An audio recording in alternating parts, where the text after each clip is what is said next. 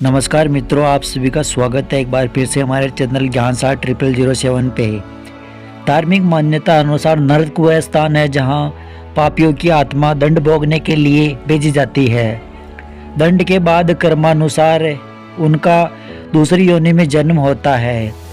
कहते हैं कि स्वर्ग धरती के ऊपर है तो नरक धरती के नीचे है, यानी कि पाताल भूमि में है। इसे अधोलोक भी कहते हैं। अधोलोक यानी नीचे का लोक, और उधर्व लोक का अर्थ है ऊपर का लोक, अर्थात स्वर्ग लोक। मध्य लोक में हमारा ब्रह्मांड है। कुछ लोग स्वर्ग या नरक की बातों को कल्पना मानते हैं तो कुछ लोग सत्य। जो सत्य मानते हैं उनके अनुसार मति में ही गति तय होती है। हिंदू धर्म शास्त्रों में उल्लेख है कि गति दो प्रकार की होती है, एक अगति और दूसरी गति।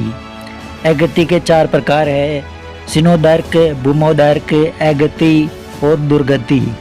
इसी तरह गति के अंतर्गत 4 लोक दिए गए हैं: ब्रह्मलोक, देवलोक, पितृलोक और नरकलोक।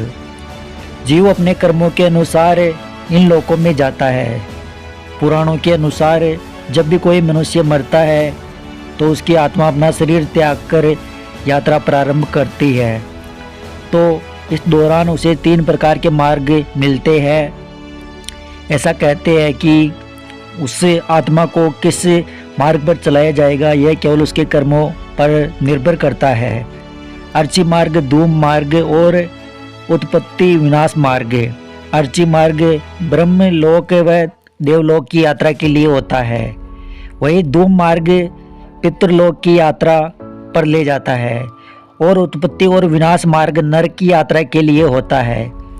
अब सवाल ये उठता है कि कौन जाता है उत्पत्ति विनाश मार्ग की यात्रा के लिए। तो आइए जानते हैं।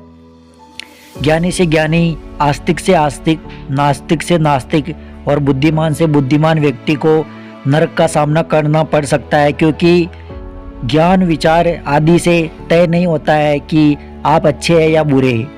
आपकी अच्छाई आपके नैतिक बल में छिपी हुई होती है, क्योंकि अच्छाई कर्म और नियम का पालन करने में निहित है। अच्छे लोगों में ही होश का स्तर बढ़ता है और भी देवताओं की नज़र में सर्वश्रेष्ठ बन जाते हैं।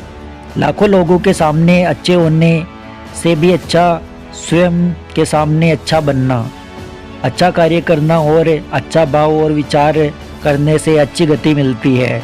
निरंतर बुरे भावना में रहने वाले व्यक्ति कैसे स्वर्ग जा सकता है? ये लोग नरक में जाते हैं। धर्म, देवता और पितरों का अपमान करने वाले, तामसिक भोजन करने वाले, पापी, मूर्छित, क्रोधित, कामी और अधोगामी गति के व्यक्ति नरक में जाते हैं। पापी आत्मा जीते जी तो नरक झेलती है, लेकिन मरने के बाद भी उसके पाप अनुसार उसे अलग अलग नरक काल में रहने पड़ता है। निरंतर क्रोध में रहना, कलह करना, सदा दूसरों को धोखा देने के बारे में सोचना, शराब पीना, मांस भक्षण करना, दूसरों की आज़ादी का हनन करना और पाप करने के बारे में सोचते रहना, व्यक्ति का चित्त खराब होकर नीचे के लोग में गति करने लगता है और मरने के बाद वह स्वतः ही नरक में गिर जाता है।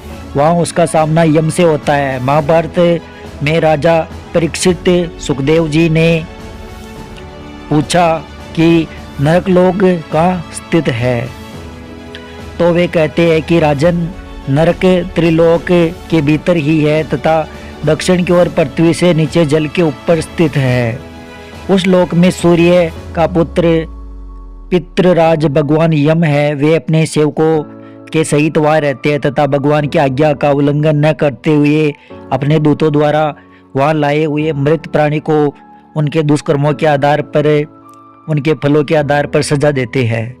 श्रीमद् भगवद गीता के अनुसार नरकों को 36 प्रकार से बताया गया है, अर्थात भगवद गीता में 36 प्रकार के नरक बताए गए हैं, जो इस प्रकार से है: तमिस्त्र नरक, अंधशिस्त नरक, रोवर नरक, महारोवर नरक, कुंभीपाक नरक, कालसूत्र नरक, अशिष पावन नरक, सुख मुख नरक, अंधकूपन नरक, निभोजन नरक, संदेश नरक, तप्त शिरमो नरक, वज्रकंटक शाल्मीक नरक, वैतरणी नरक, प्योद नरक, प्राणरोध नरक, विशसन नरक, लाभ बख्श नरक, साम्योदन नरक, अचीन्व नरक, आर्यपान नरक। इसके अतिरिक्त सर्क धर्मो नरक, रक्षणों भोजन नरक, शूल प्रोत नरक,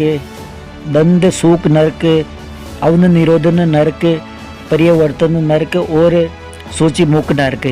ये सब मिलाकर कुल 28 नरक माने गए हैं। तो ये सब धरती पर ही बताए जाते हैं, हालांकि कुछ पुराणों में इनकी संख्या 36 है। तो दोस्तों ये थी नरक के बारे में एक छोटी सी जानकारी। आशा करता हूँ आपको हमारी वीडियो अच्छी लगी होगी। अगर वीडियो अच्छी लगी हो तो वीडियो को लाइक करें और हमारे चैनल को सब्सक्राइब करें और कमेंट में लिखे जय श्री कृष्ण।